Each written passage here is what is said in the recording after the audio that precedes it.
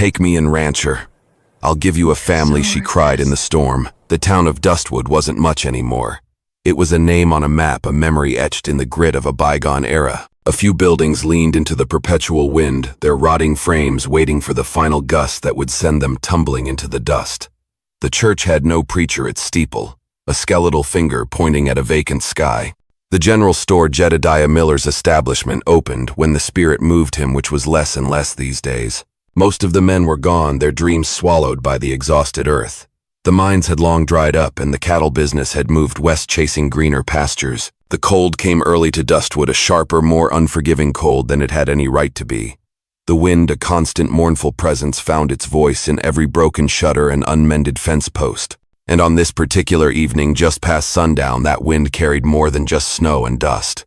Elias Thorne was at the forge behind his house, the steady rhythmic pulse of the fire, a comforting beat against the encroaching darkness. He wasn't forging anything a man needed, just another horseshoe, a useless token of a life that no longer existed. He hammered steel for no one, the ringing anvil, and the heavy scent of coal and sweat, a solitary prayer in a world of silence. Keeping his hands busy was a way of keeping his head quiet, a wall he built against the ghosts that haunted his home. His beard was short and grizzled, streaked with gray. His shoulders were broad, his arms thick with the sinewy strength of a man who worked with fire and iron. His skin was permanently darkened by sun and smoke, a map of his years of labor. He lived alone. He had lived alone for 5 years, ever since Hannah had died, trying to bring a baby into a world that had rejected them both. Elias never left Dustwood. He had simply moved further inward, retreating from the world with each passing day. He shut his doors, answered only when absolutely necessary, and kept the world at arm's length. He didn't drink, didn't talk much. His life was a stark, unbending routine: work, eat, sleep, repeat. There were no illusions about life anymore, no dreams of starting over. He had his tools, his land, a few neighbors too far away to cause trouble. That was enough. It had to be. The knock on the front door came faint, a timid whisper swallowed by the wind. Elias paused mid-swing, the hammer hanging in the air. The wind could sometimes play tricks on the ears, and he told himself that was all it was. Then it came again, not louder but firmer, deliberate. It was a sound that broke through the thick, heavy silence he had so carefully cultivated. He set the hammer down slowly, a fine layer of soot coating its handle. He wiped his hands on a cloth already crusted with ash and grime and stepped out into the bitter air. His boots crunched over the packed snow as he crossed the yard to the house. The lone porch light flickered weakly, a tired eye in the dark. He didn't expect anyone. Nobody ever came this far unless they were truly desperate. And he had long since learned that he had nothing to offer the desperate. When he opened the door, he didn't speak right away. She stood there, a young woman perhaps in her early 20s, looking as if she hadn't yet decided whether to stay or run. Her face was pale, a landscape of exhaustion. Her shawl was damp and clung to her shoulders. The hem of her dress was torn and caked in mud. One hand was clutched protectively over her belly, the other gripped the doorframe, as if it were the only thing keeping her upright. Her boots, far too big for her feet, were cracked and worn, maybe stolen, maybe handed down. Her eyes, a bloodshot and watery blue, met his for only a second before dropping to the floorboards. She was a flicker of fragility in a world of cold iron and unforgiving stone. Elias didn't move. He looked her over carefully, not with suspicion, but with a deep, weary caution. This wasn't the kind of place where strangers just showed up. And women didn't come out here alone unless something had gone terribly wrong. Her voice, when it came, was a raw, cracked whisper. "I'll give birth to your child. Just let me in." She didn't look at him when she said it. She stared past his shoulder into the low-lit warmth behind him. Her body trembled, not just from the cold, but from a bone-deep terror. She was scared. Scared enough to say something so strange and desperate to a stranger. It wasn't madness. It was the naked face of desperation. Elias didn't understand what she meant, not fully, but he saw the truth of her plea in the rigid line of her shoulders and the way she stood, ready to fall but refusing to. The words weren't a bargain. They were a simple, desperate plea for sanctuary. He stepped aside, his boots scraping on the floor. She hesitated for a brief moment, then crossed the threshold. He closed the door behind her. The wind died out, replaced by the crackle of the stove and the low groan of the house settling for the night. The inside of his home was spare, devoid of any comfort or color. A wooden table with one chair, a shelf with tins of flour, salt, and coffee, a battered cot by the wall. It was clean, orderly, a place where a man simply existed, but it wasn't a home, not the way it used to be. She walked straight to the stove and held her hands toward it. Her fingers were red and swollen, her nails chipped and broken. Elias watched her closely. He didn't ask questions right away. He wasn't sure she'd be able to answer them even if he did. "You hungry?" he asked, his voice a low rumble. She nodded, not speaking. He took a loaf of bread from a cloth-wrapped bundle, cut a thick piece, and placed it on a plate. He poured a cup of water from the kettle. She took it without a word, sitting on the cot, and eating slowly, mechanically, like someone who hadn't eaten a solid meal in weeks. When she was done, she glanced up, her eyes meeting his for the first time since she'd arrived. "My name's Alara," she said, her voice still hoarse. "Alara Vance." He nodded. "Elias Thorne." She nodded back, then winced, shifting slightly on the cot. The baby moved. Her hand went to her belly again, protective and cautious. "You out here alone?" he asked. "Yes." "The father of the child." She didn't answer right away, then her voice was flat and hard. "He's not looking for a family." Elias didn't press further. He could see it on her face and the tight set of her jaw, and the hollows beneath her cheekbones. She'd been through something recently, something that had left a deep, unhealable scar. She wasn't asking for pity. She was just asking for time. "Sleep if you want," he said. "The fire will stay lit." She nodded again, a flicker of gratitude crossing her face. She lay down on the cot without removing her boots, pulling the thin shawl over her eyes as if to shut out the world. Elias didn't go upstairs to his bed. He sat at the table, lit a lamp, and watched the snow pile up against the window frame. He didn't know what to make of her. Not yet. But something about the way she had knocked low and careful, like she didn't believe she had the right, had stayed with him. She hadn't asked for protection. She hadn't asked for food. She had just asked to be let in. That kind of plea, it stays with a man. He dozed off in the chair sometime around midnight. He woke once to the sound of her whimpering in her sleep, a low, helpless sound that people only make when they think no one is listening. He stoked the fire quietly, then pulled a spare blanket from the chest and laid it gently over her shoulders. Then he sat back down and watched her breathe. He didn't know what this was, didn't know how long she planned to stay. But something had shifted. It wasn't just another cold night on the edge of Dustwood. There was someone else now. Someone carrying more than just a child. She was carrying a fight to survive. And for the first time in 5 years, Elias Thorne didn't feel entirely alone. The morning came gray and still, the wind softer now, though the cold had only deepened. Snow had settled across the land in a thin crust, coating everything in a muffled silence. Elias woke stiff from the chair, his back sore, his neck tight. The fire was down to embers. The room smelled faintly of ash and boiled coffee. Alara was still asleep on the cot, curled on her side, the blanket he had placed on her having slipped halfway off. He adjusted it quietly, careful not to wake her, and took a long look at her face in the morning light. Freckles were scattered across her cheeks. Her lips were dry and cracked, her skin drawn tight over her bones. She looked younger in her sleep, but worn in a way that sleep couldn't fix. He stood slowly, poured water into the tin basin, and stepped out onto the porch to wash. The cold bit hard into his hands, but he welcomed it. He needed to clear his head. She was pregnant, scared, and alone. That much was clear. But it wasn't just fear in her. It was something sharper, something that had fought its way here. She hadn't come looking for charity. She had come because she had nowhere else left. The way she held her stomach, the way she had spoken of the father, it all spoke of a man she had run from. Back inside, he heard her stirring. Alara sat up slowly, blinking in the weak light. Her first move was to check the blanket wrapped around her belly. Then she looked toward Elias, uncertain, not yet knowing where the lines were drawn between them. "Morning," he said, keeping his tone even. She nodded, then asked, "You hungry?" She hesitated, then nodded again. He handed her a plate with bread, a boiled egg, and a piece of salted pork.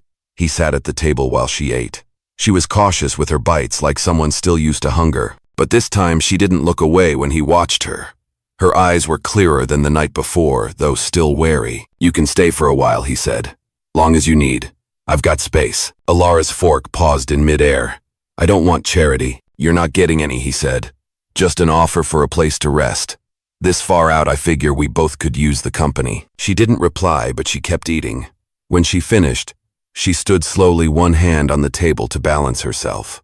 "I can help around the place," she said, a flash of defiance in her eyes. "I'm not useless." "He didn't say you were." She looked at him hard, as if waiting for a reason not to believe him. Then her shoulders eased slightly. "You got laundry, I'll start there." She paused. "How about a tub in the lean-to?"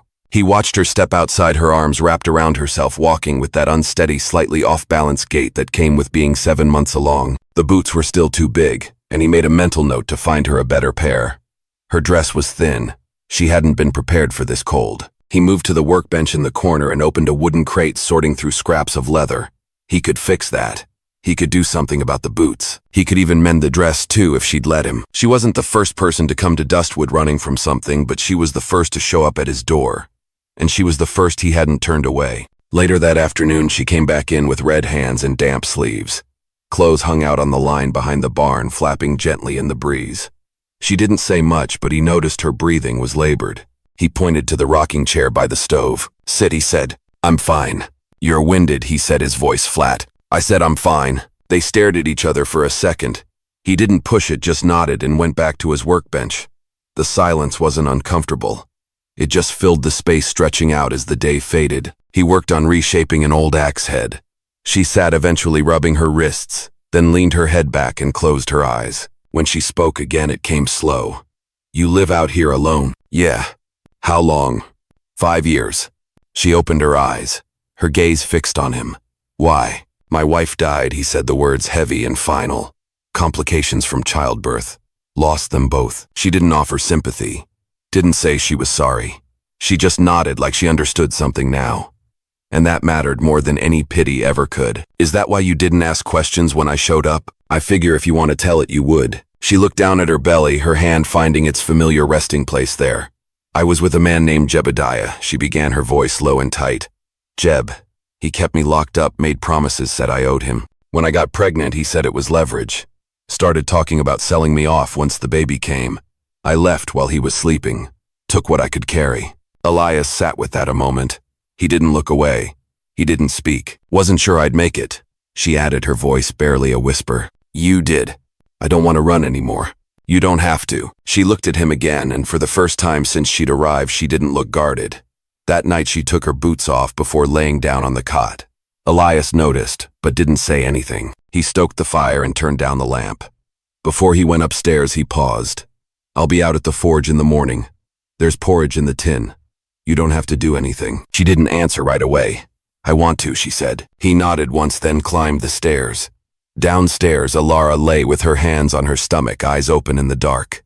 The house creaked softly around her. For the first time in a long time, she didn't feel like she had to watch the door. The sky had turned a dull iron color by morning. A thin column of smoke rose from Elias's forge, blending into the gray sky above the barn. The sound of steel striking steel echoed faintly through the yard, steady and rhythmic like a clock counting something down. Alara stood by the kitchen counter, slowly stirring a pot of porridge. Her sleeves were rolled up, her face flushed from the warmth of the stove. The pain in her lower back had started to creep in that morning, a dull, constant throb, but she didn't let it slow her down. She was used to working through discomfort. She had lived through worse. The house felt different now. Still quiet, still spare, but not cold, not abandoned. The simple act of cooking a morning meal felt like reclaiming space. And not just his. She glanced at the boots near the door. They weren't the same ones she came in with. These were smaller, better made. Leather softened at the ankle, freshly stitched. She hadn't asked for them, but they'd been there when she woke up. No note, no comment, just placed there. She pulled them on carefully, testing the fit. She didn't smile, but something shifted inside her chest, a warmth she hadn't felt in years.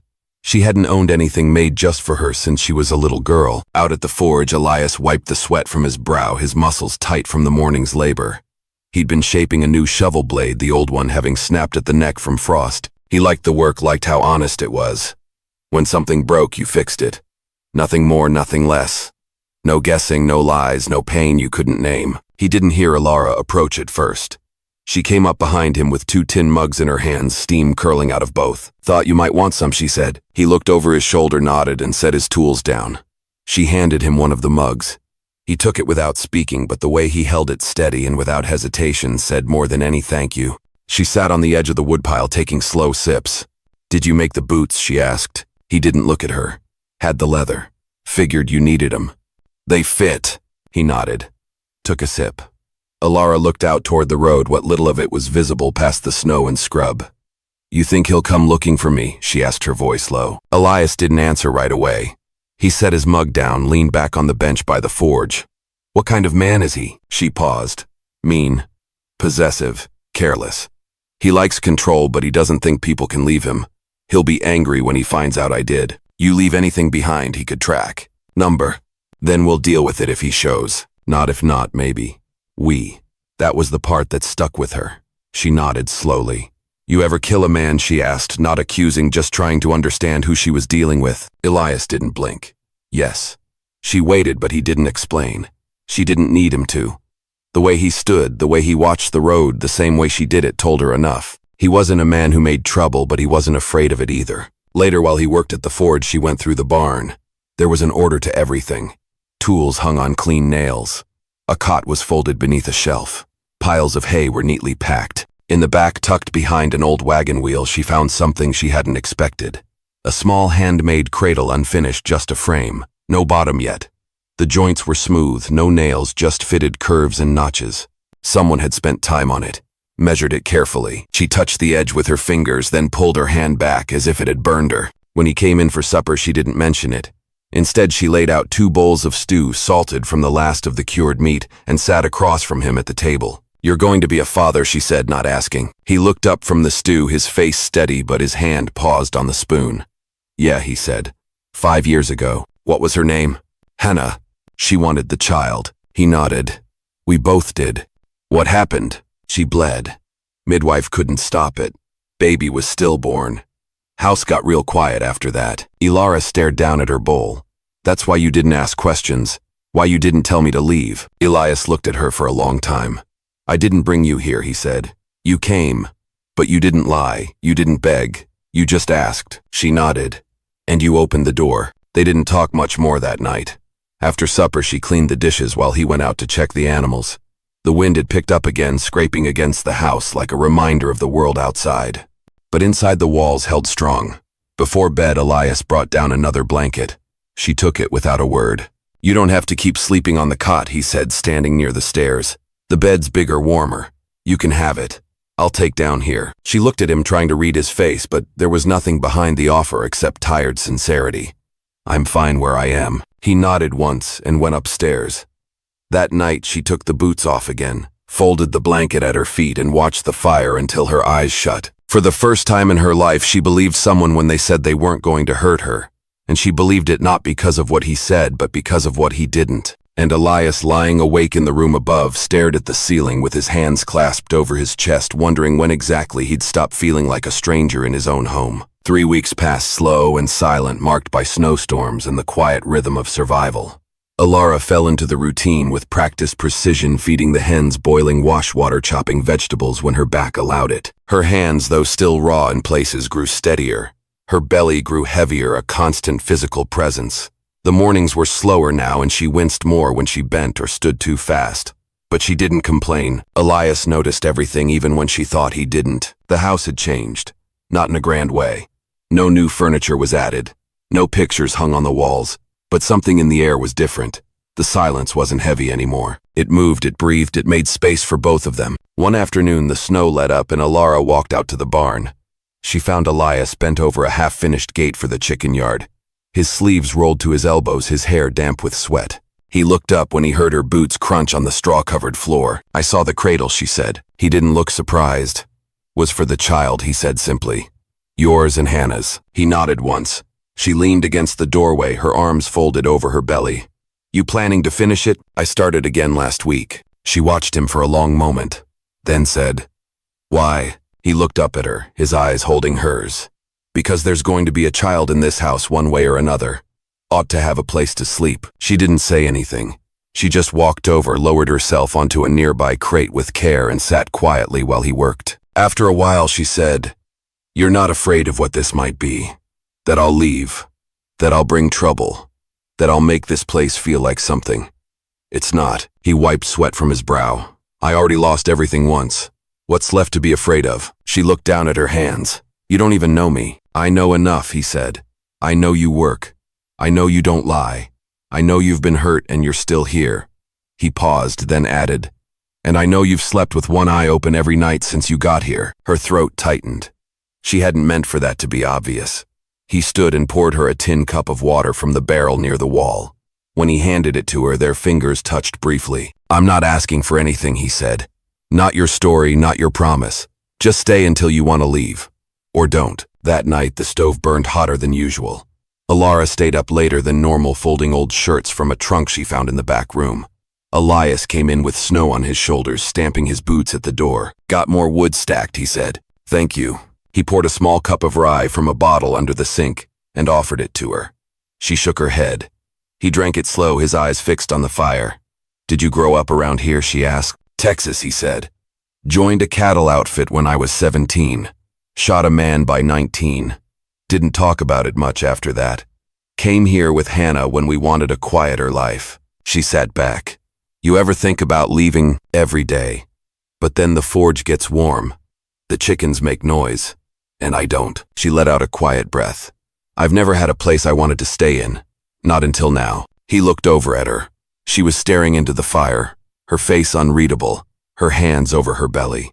"Name picked out?" he asked. "I liked Isaac," she said. "Jeb hated it. Said it sounded like a preacher's name." He nodded. "Isaac's a good name. You think he'll come?" she asked. "If he does," Elias said, his voice hard as the steel he worked with, "he won't like what he finds." She looked at him not because she needed reassurance, but because she needed someone who would face what came, not run from it. And in his silence, she felt that answer. That night she didn't go to the cot. She stepped into the bedroom and stood in the doorway. "I'll take the side near the wall," she said. "You snore." He looked up from the lamp he was trimming. "No, I don't." He didn't argue further. "Good." She moved slowly, easing down onto the bed as if it were unfamiliar terrain.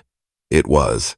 She hadn't shared space with a man who didn't demand something from her in years. He lay down without touching her, without even shifting the blankets between them. The silence was full but not tense. "Elias," she said in the dark. "Yeah. You ever think this place might be home again?" He took a breath. More and more lately. In the stillness that followed, neither of them slept right away. But neither of them felt alone. Not anymore. The snow began to melt in early March, though the wind still had a bite to it. Water dripped off the barn roof in a steady rhythm. Mud collected thick along the fence posts and outside the front porch. Dustwood was waking up again, just barely. A mail cart passed through once a week now, and Elias had started hammering shoes for the ranchers up the ridge who'd returned with the thaw. Inside the house, the days had settled into a rhythm, unspoken but reliable. Alara cooked breakfast. Elias worked the forge. She rested more often now, moving slower, her belly pulled taut under every dress she owned. He quietly patched them when the seams split. She didn't ask him to. She didn't need to. That morning she sat at the table sewing a pair of wool mittens from scraps. Elias came in from the forge, wiping his hands on a rag. He paused, watching her for a moment. "You feeling all right?" She looked up, her eyes tired but steady. "Back hurts. Ankles too." He nodded. "You'll want to stay off your feet soon. I can't just lie around." "I didn't say lie around. Just rest. That baby's coming soon." She set the stitching down. "You ever deliver one?" "No," he said, his voice flat. "But I was there when Hannah tried." The quiet between them held weight. She didn't flinch from it. "You thinking about her?" she asked. "Sometimes," he said honestly. "You ever think this is too close to that me being here about to give birth in the same house?" He leaned against the post near the stairs. "Every day. But it's not the same." "How do you know?" He hesitated, then said, "Because you came here on your own and you stayed. That means something." She held his gaze for a long time, then went back to stitching. The days grew warmer. Alara began organizing the baby's things in a wooden crate beside the bed, a blanket. She'd sewn a rattle Elias had carved the tiny shirts he'd bartered for in town last week. He hadn't told her he went into town, but she knew. The way the shirts didn't match any fabric in the house gave it away. One afternoon she asked if he thought the child would look like her. He said he hoped the baby had her eyes. She didn't know what to say to that. That night she stood in the doorway of the barn while Elias brushed down the horses. The smell of hay and iron mixed in the air. She ran her hand along the unfinished cradle. "I don't want to raise a child in fear," she said. "You won't have to. If Yib shows up, if he does," Elias said, his voice low and firm, "I'll deal with it." She turned to face him. "I don't want blood spilled over me." "Then let's hope he's smart enough not to try anything." She nodded. That was the end of it. A few days later, Alara started to feel the tightness more often. It came in waves, sharp and pulsing, then eased off. She didn't tell Elias at first. She just moved slower, gripping the doorframe longer when standing. But he noticed. "You're close," he said one morning. She didn't answer, just kept kneading bread with both hands on the counter. After a minute she stopped and leaned into the edge of the table, her breath held tight. He came over without a word, placed a hand on her shoulder. "You need to rest now. I want to finish this. It'll keep." She gave in slowly, let him guide her to the chair near the stove. "You scared?" she asked, not looking up. "Yes," he said. She nodded. "Me too." That night the wind picked up again. Not the usual cold wind, but a warmer, almost wet one. Rain came tapping hard against the window panes. Thunder rolled distant over the ridge. Elias stoked the fire. Ilara sat on the bed, her arms folded under her belly, sweat beading at her hairline. The pain had started for real now. She tried not to show it, but it was in her face, in the way her body braced every time it came. He knelt beside her, a clean towel in one hand. "We don't have a midwife." "I know. I'm not trained." "You stayed. That's more than anyone ever did." He didn't respond, just stayed close. When the next wave came, she gripped his arm tight, her teeth clenched. He steadied her, helped her lie back, laid the blankets around her, and lit every lamp in the house. They were ready, or as ready as anyone could be. "Elias," she whispered, as the thunder got closer. "Yeah, you're not the man I thought you'd be." He paused. "Is that a good thing?" "It is." Then the pain came again, and she bit down hard on the inside of her cheek. But she didn't scream. She wasn't alone, and that was enough. The storm didn't pass that night. It deepened. Rain battered the roof loud and relentless, washing away the last of the snow. The sky outside was a constant gray pulse, sometimes lit by lightning, sometimes not. Inside the house, the lamps burned low and steady. The stove glowed red. Ilara's labor had become a rhythm of its own, sharp pains followed by moments of breathless waiting. She gripped the edge of the bed frame during each wave, her knuckles white. Her face, pale and damp with sweat, was set with a kind of focus that came from something deeper than fear. She wasn't screaming. She wasn't pleading. She was enduring. Elias sat beside her with a wet cloth, changing the water as often as needed. His hands, usually so sure and steady from years with hammer and fire, moved carefully, now wiping her brow, adjusting her pillows, holding her hand when the pain came again. He didn't speak unless she needed him to. His silence wasn't absence. It was presence. Hours passed. He didn't look at the clock. At one point she curled sideways, groaning through her teeth, and said, "I can't do it anymore." He shook his head. "You already are." She looked up at him, her eyes glassy with tears and exhaustion. "I can't lose him. Not after all this." "You won't," he said, his voice an absolute certainty. "I'm not letting that happen." In the quiet between contractions, she breathed hard through her nose, her body trembling with effort. "You said you were there when Hannah died." He nodded once. "What happened?" He didn't want to say, but she needed to hear it. She was too far along when the bleeding started. There wasn't enough help. "I didn't know what to do. I froze." Ilara studied him, then closed her eyes again. "You're not frozen now." "No," he said. "I'm not." By dawn, the storm was still raging. The air inside the house was thick with heat, dampness, tension. The baby was coming faster now. Ilara clutched Elias's arm, with each push biting down on a rag when it got too much. Her hair was soaked. The sheets beneath her were soaked with sweat. Elias worked in silence, his breath steady. He boiled more water-tucked towels under her legs, watched her closely. When she cried out deep and raw, unlike anything he'd ever heard, he didn't flinch. He was there, holding her, guiding her through. Then it happened. A cry, small and sharp, rising over the storm outside. Elias caught the child in his arms, his hands shaking now for the first time that night. He wrapped the baby in a clean towel, checked his breath, his color. The little lungs worked. The boy was alive. Ilara fell back against the pillows, her eyes wide, her body slack with exhaustion. "Is he?" "He's here," Elias said quietly. "He's okay." She looked at him. "Let me see him." He brought the baby over, laid him gently against her chest. The child rooted instinctively, his tiny fists curling against her skin. She wept then, not loudly, but with slow tears that traced paths down her temples as she stroked the baby's head. "I didn't think I'd ever see this day," she whispered. Elias sat beside her. His shirt was damp. His hands were still trembling. "You did it," he said. "You brought him here." She turned her face toward him. "We did." Later that morning, with the storm finally easing into a soft drizzle, Ilara slept. The baby lay bundled beside her, one hand pressed against her shoulder. Elias sat at the foot of the bed, his arms crossed, watching them both, like they might vanish if he blinked too long. In those quiet hours, something settled in him. The ghost that had lived in this house, the silence, the grief, the half-built cradle. They all seemed further away now. Not gone, but quieter. He stepped into the other room and returned with the cradle in his arms. He placed it gently beside the bed. He'd finish it today. Sanded down oil, the joints build a bottom that would hold. Outside, the clouds began to break just a little, enough for a sliver of light to slip through the slats in the shutters. The boy had no last name yet, and Elias hadn't asked for one. He knew it would come when Alara was ready. For now, it was enough that they had made it through. And in this quiet, rain-washed morning, so much like the stormy night that had taken everything from him 5 years before, Elias Thorne sat still and breathed in the truth he hadn't failed this time. He'd stayed. The rain stopped completely 2 days after the birth. In its place came a strange, slow calm. Mud was thick in the yard, the air damp and still. Alara moved carefully now, each step measured, her body still recovering. The baby, who they hadn't named yet out loud, slept, often waking only to feed or cry softly in the hours before dawn. Elias built a small wooden box to hold cloths and bottles. Alara showed him how to wash the baby's skin without shocking him, how to check for fever. They didn't talk about what came next. Not yet. For now, they moved through the quiet work of survival with the unspoken agreement that each day was its own kind of success. On the third morning, Elias came in from the barn with a bucket of water and paused at the door. Alara was standing by the window, holding the baby in one arm.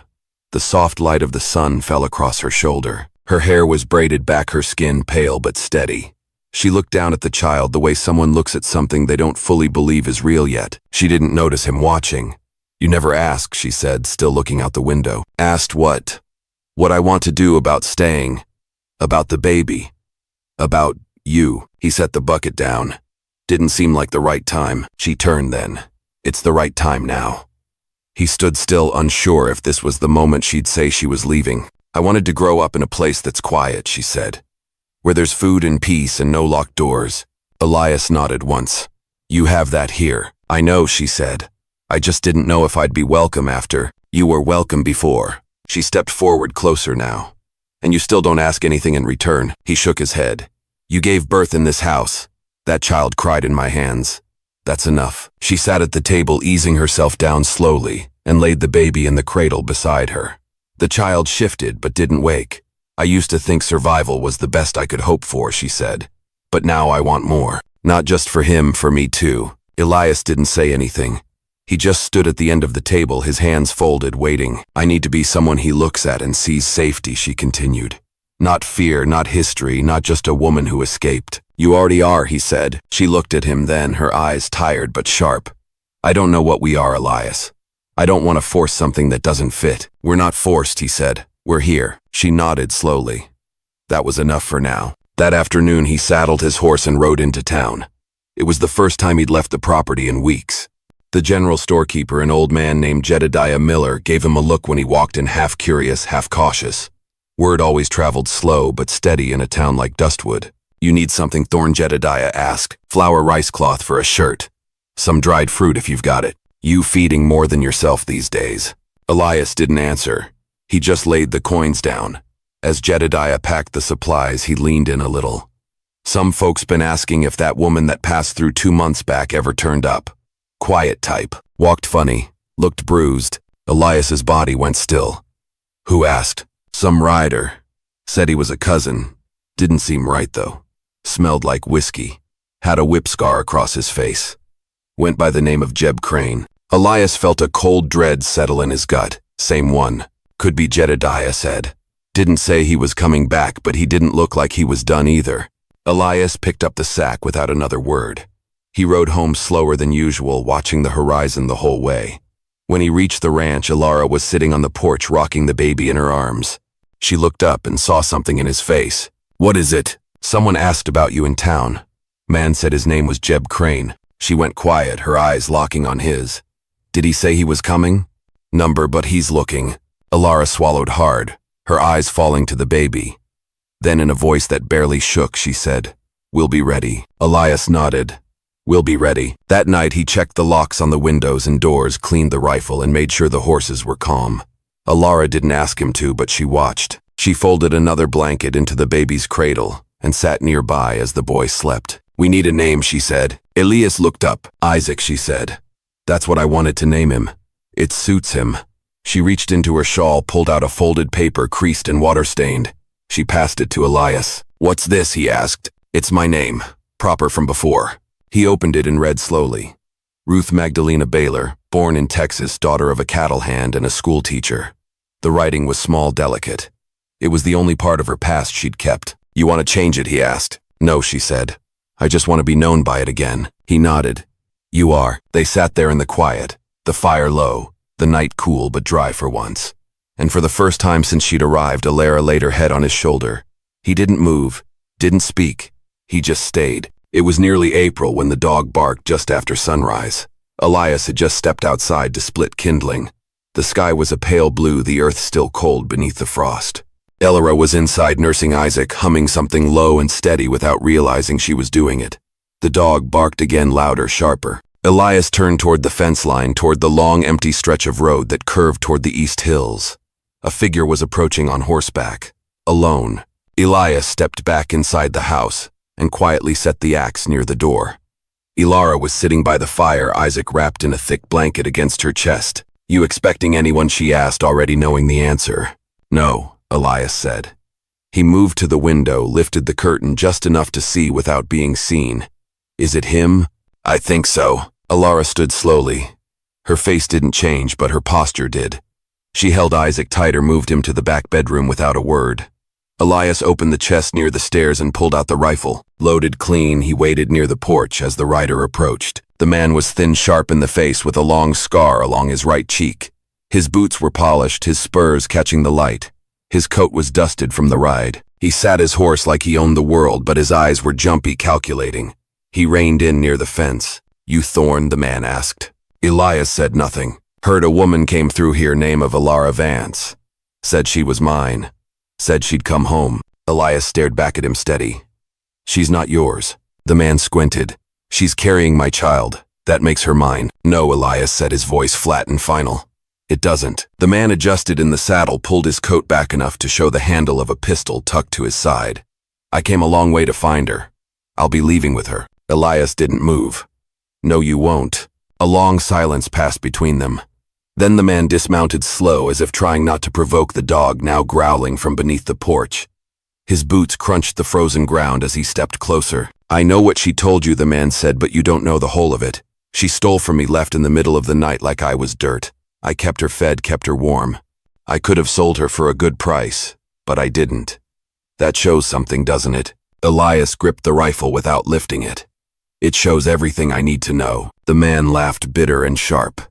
"You think hiding out here makes you something? This land forgives you. I heard about what happened to your wife. Heard you froze while she bled out." Elias's expression didn't change. "You freeze again, old man," the rider said, his voice a mocking sneer. "And this girl and that baby both die in a place no one remembers." That was when Elias raised the rifle. The man froze mid-step. "You won't get a second warning," Elias said, his voice like the crack of a whip. The man's eyes moved, scanning the yard, the dog, the open barn. There was no help coming and no bluff in Elias's voice. He stepped back slowly, his lips curling in disgust. "She's broken. You'll see that soon enough." Elias didn't lower the rifle. "You need to leave. You gonna shoot me in the back? I'll shoot you if you take one more step forward." The man stared another long moment. Then he spat in the dirt, climbed back on his horse, and turned. He didn't say goodbye. He didn't threaten again. He just rode off slow, like a man realizing something too late. Elias watched until the rider vanished over the hill. Then he went inside and set the rifle down. Alara was standing near the back room, Isaac in her arms. She hadn't cried. She hadn't shaken. But she looked like someone holding her breath through a fire. "Is he gone?" she asked. Elias nodded. "He won't be back." "You sure?" "Yeah." He saw what he needed to. She walked past him, sat down slowly, the baby still tight to her chest. "I thought I'd have to run again," she said. "You won't. Not while I'm here." She looked up at him. "Why'd you stay out there? Why didn't you shoot the second he got close?" Elias sat down across from her. "Because this place has seen enough death. And because you don't fight cowards with rage. You fight them by standing still." She was quiet for a long time, rocking the child slowly, her mind turning over what had just happened. Finally, she said, "He knew your past. The thing with Hannah, what happened here. I figured word got around, and it didn't shake you." Elias looked at her. "It used to. Not anymore." She nodded. Later that night, Alara stepped outside and found Elias sitting on the porch watching the stars begin to show. The land smelled like wet soil. The sky was clear for the first time in weeks. She sat beside him. "You didn't run from your past today," she said. "No," he answered. "And I didn't run from mine." They sat in the quiet, Isaac asleep in the house behind them. "You think this is what healing looks like?" she asked. He didn't rush to answer. "I think it's what staying looks like." And this time she reached out and took his hand in hers. Not out of fear, not out of need, but because she wanted to. No more locked doors, no more hiding, no more pretending.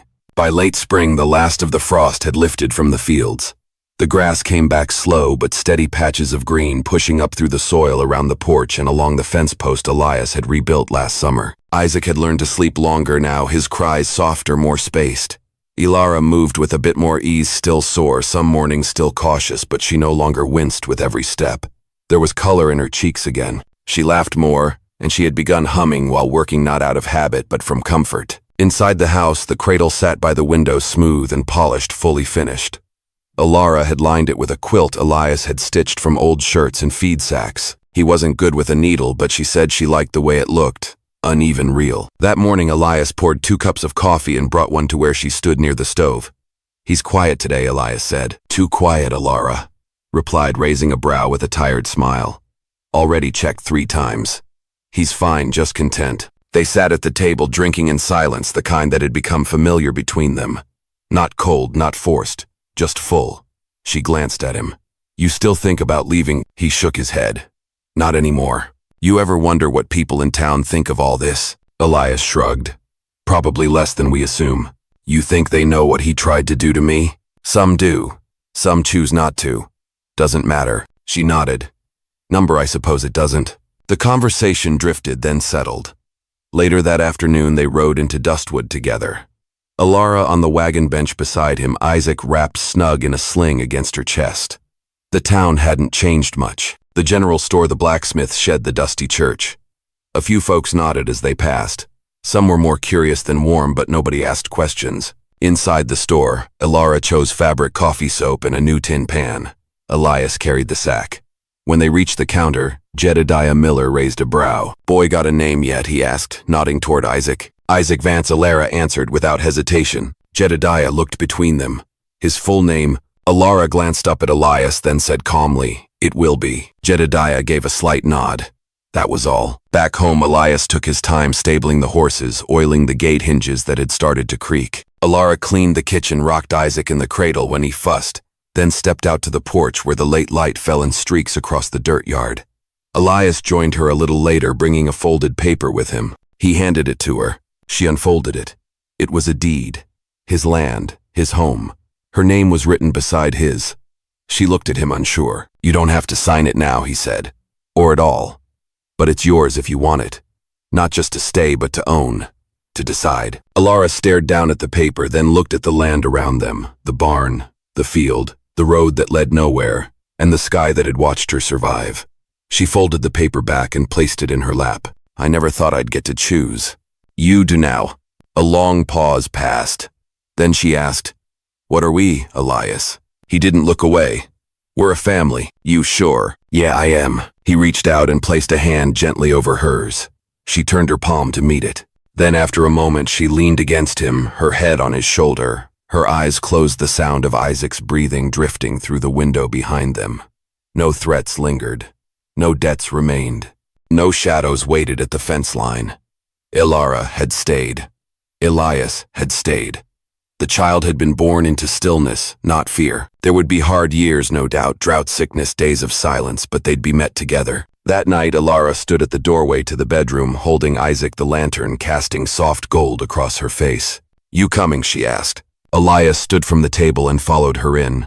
No hesitation. The door closed behind them, and the house for the first time in a long time felt like home. Enjoying these epic Wild West stories? Hit subscribe for more gripping tales of bravery, conflict, and unexpected heroes. Now tap the video on screen to experience a story with a twist you'll never forget.